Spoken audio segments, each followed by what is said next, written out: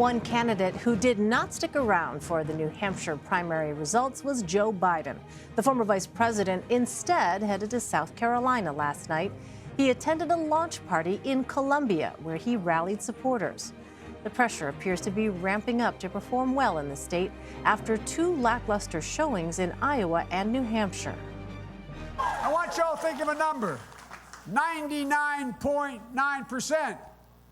That's the percentage of African-American voters who have not yet had a chance to vote in America. One more number. 99.8. That's the percent of Latino voters who haven't had a chance to vote. So when you hear all these pundits and experts, cable TV talkers talk about the race, tell them it ain't over, man. We're just getting started. A senior campaign advisor said today Biden is running, quote, aggressive operations in South Carolina. His team plans to launch a bus tour in the coming weeks, crisscrossing the state. Biden has been leading the polls there. For more, let's bring in Joseph Bustos on the phone. He's a politics reporter for the state. Joseph, as we mentioned, Joe Biden was in South Carolina last night instead of New Hampshire. How was he received?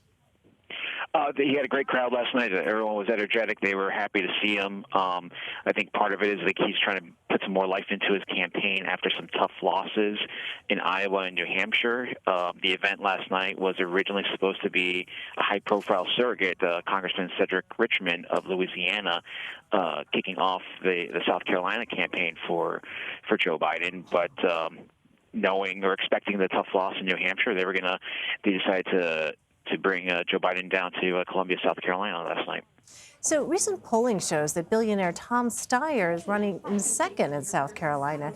Today he hired an influential African-American lawmaker, State Representative Gilda Cobb-Hunter. What do we know about her role in his campaign? So she's going to be kind of just a senior national advisor, according to the Associated Press.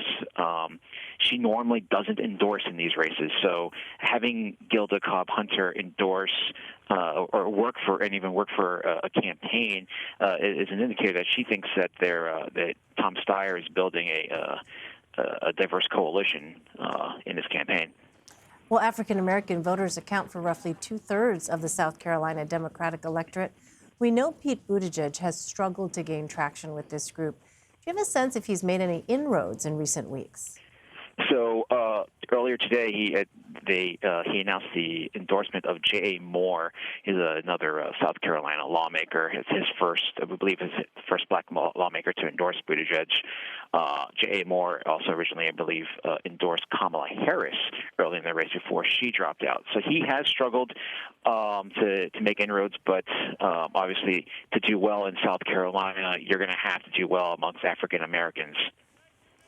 And Senator Bernie Sanders is coming off two strong performances in Iowa and New Hampshire. What does his operation on the ground look like there? So he does have a strong ground game compared to 2016. We expect him to spend some serious time in the state after coming out victorious in New Hampshire.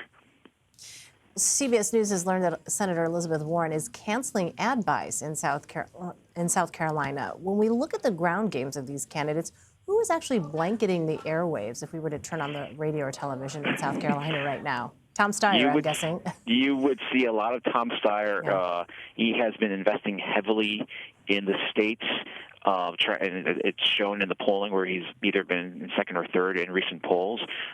He's definitely trying to build up his support here in South Carolina. Even before New Hampshire had their primary on Tuesday, he was in South Carolina campaigning with some events. So he's definitely been putting a lot of investment and time into the state. All right, Joseph Bustos for us. Joseph, thank you very much. Thanks for having me.